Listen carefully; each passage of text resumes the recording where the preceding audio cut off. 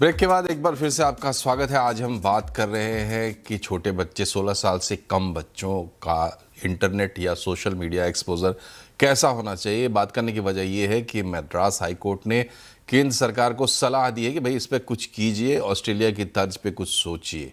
और समस्या इतनी विकराल है, घर घर की समस्या सब लोग जानते हैं। समस्या के बारे में अब बहुत ज़्यादा बात करने की ज़रूरत है नहीं। हमारे साथ विराग गुप्ता है। विराग जी, ये बताइए, जो मौजूदा फ्रेमवर्क है उसमें एज एन इंडिविजुअल, एक सिटीजन के तौर पर मैं क्या कहाँ कहाँ अकाउंटेबल बना सकता हूँ, कब मैं कोर्ट जा सकता हूँ, किस तरह की परिस्थिति में अगर मेरे बच्चे के साथ खड़ी होती है तो कब मैं कोर्ट का दरवाज़ा खटखटा सकता हूँ?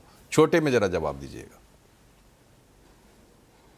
मनोज जी, हम लोगों ने दो बातों पे सहमति पहले कर लिया है कि देश में कानून है लेकिन उसका पालन नहीं हो रहा है। दूसरा, इसके बारे में रेगुलेटर नहीं है, जुर्माना नहीं लग रहा है। अब आपकी बात के सवाल में आते हैं कि अगर कोई व्यक्ति व्यक्तिगत तौर पर पीड़ित है तो मैं समझता हूँ ये पारिवारिक समस्या, उसको अपनी समस्या का समाधान करना पड़ेगा। देश का कानून कैसे लागू हो, इसके लिए या तो सरकार को या सुप्रीम कोर्ट को पहल करनी होगी। गोविंदाचार्य मामले में इन कंपनियों को शिकायत अधिकारी नियुक्त करने का आदेश आया था, तो लोग शिकायत कर सकते हैं वहाँ पर शिकायत अधिकारी के पास कि भाई आपके प्लेटफॉर्म पे ये बच्चे वहाँ पर इस्तेमाल कर रहे हैं, स्कूलों के प्रधानाचार्य, घर के लोग, और जिससे कि उन बच्चों के अकाउंट डीएक्टिवेट हो सकता है। ये इन कंपनियों की जिम्मेदारी है, पहली बात है। दूसरी बात कि अगर हम कानून के पालन की बात करें तो आज स्कूल के पास गुटखा नहीं बेच सकते हैं, शराब नहीं बेच सकते हैं, बच्चों को संसद में ई सिगरेट पर बहस हो रही है। तो इस तरीके से डिजिटल प्रदूषण बढ़ाने वाले और इस कार्य, ये 13 साल से कम उम्र या नाबालिग बच्चों के उससे इन कंपनियों का 1/3 मुनाफा आता है।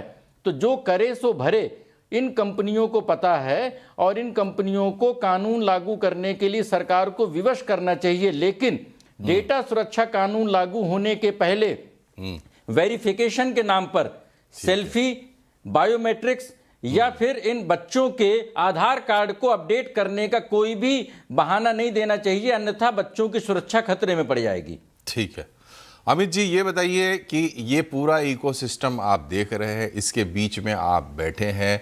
हमें साफ तौर पर ऐसा लगता है कि जो पैसे से चलने वाला सिस्टम होता है, यानी इस पूरे सिस्टम में जो कमाई वाला एंगल है वो अपने तरीके से सिस्टम को ड्राइव कर रहा है, बाकी चीज़ें इग्नोर हो रही है। एज ए ले मैन ऐसा लगता है। अमित जी, आप तो इसमें बैठे हुए हैं बीच में, बिल्कुल, आप ये बताइए रास्ता कैसे निकलेगा?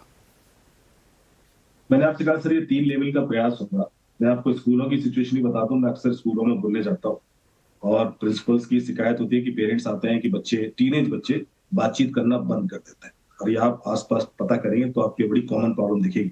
जैसे बच्चा एक एज ग्रुप में गया, उसकी बातचीत माँ बाप से कम हो जाती है और उसके बाद वो क्या कर रहा है, माँ बाप उत्सुक होते हैं कि ये ठीक है, क्या देख रहा है, क्या पढ़ रहा है। तो मेरे पास हमको आती है कि साहब क्या हम कुछ ऐसी एप्लीकेशन इंस्टॉल कर सकते हैं, इसकी एक्टिविटीज देख सकें या ये कर सकें। तो इसके लिए ऑलरेडी इंस्टाग्राम ने फीचर दे रखा है, जो कि पेरेंटल कंट्रोल के लिए फीचर फेसबुक ने भी दे रखा है। अब ये बैन होने के बाद तो वैसे भी ये फीचर की जरूरत नहीं पड़ेगी, पर ऐसे फीचर दिए इसी वजह से कहते हैं क्योंकि मामला खतरनाक होता चला जा रहा था और ये हाथ से निकल गया। ये ऑलरेडी मैं आपको बताऊं कि ऐसा नहीं है। बहुत सारे बच्चों की कंप्लेंट मेरे पास ये भी है जिन्होंने सुसाइड करने की कोशिश की है, अवसाद में है बच्चे। ये हजारों की तादाद में इस तरह की सिचुएशंस हैं और मेरे पास ही हर महीने 10-12 ऐसे केसेस आ रहे हैं। फिर वो वाले केसेस अलग हैं जिसमें कि टीनेज बच्चे हैं, रिलेशन है और उसके बाद उसकी फोटोज वीडियोस बन के वो बवाल हो रहा है, वो अलग है और वो अलग लेवल पे स्ट्रेस चल रहा है फैमिलीज का। तो सवाल ये है कि जब तक हम तीनों लेवल पर एफर्ट नहीं लगाएंगे, हमने कुछ मामलों में भी हमने टेक्निकल इकोसिस्टम बना भी दिया, तब भी यदि लोग ही तैयार नहीं है तो वो टेक्निकल इकोसिस्टम फेल हो जाएगा। हमें सोसाइटी को भी उतना ही रिस्पॉन्सिबल बनाना होगा। तीसरा चीज, लॉ इसलिए जरूरी है क्योंकि जब लॉ बनता नहीं ना, जब तक लोग लाइन पे आते नहीं। मैं आपसे कहूं कि आपने एक लॉ नहीं बनाया कि लेफ्ट लाइन पे चलना है और उसके बाद यदि आप गलती करोगे तो आपको 2000 रुपए की पेनल्टी है, तो लोगों को पता है कि इस चलने से फायदा है, लेकिन तब भी नहीं चले। वो इसलिए एक बनाना बहुत जरूरी भी होता। तो एक डर भी, भय बिन होए न प्रीत गुसाई, डर जब तक नहीं होगा, और ये डर तीनों को चाहिए, डर प्लेटफॉर्म को भी चाहिए कि वो भी वायलेट ना करें, क्योंकि उनका पैसा आज की डेट में आपको पता है कि जितना इनकम बच्चों को वाले प्रोडक्ट को ऐड दिखा के होती है वो सबसे ज्यादा है। यूट्यूब के चैनल लोग सबसे ज्यादा कमाते हैं, जो जितना बच्चों की कंटेंट जी जी, छोटे बच्चों की कंटेंट है, उनकी मैक्सिमम इनकम है, उसको कैसे वो स्टेट पर ले आए रेगुलेट करके, तो उनकी पेनल्टी लगनी चाहिए। इसी तरह सोशल मीडिया लेना चाहिए और पेरेंट को भी जवाबदेह बनाना पड़ेगा। जब तक आप तीनों लोगों को स्टेक होल्डर नहीं बनाएंगे। जी बिल्कुल, आपकी इसी बात से पेग लेते हुए कार्यक्रम की हम पूर्णाहुति करते हैं और बात ये है कि देखिए चर्चा हमने बहुत कर ली और कानून में भी सुधार की ज़रूरत है, टेक्निकली भी आप चीज़ों को ठीक कर सकते हैं, लेकिन असली बात ये है और जो हमारे हक में है, हमारे हाथ में है, वो ये है कि आप जागे।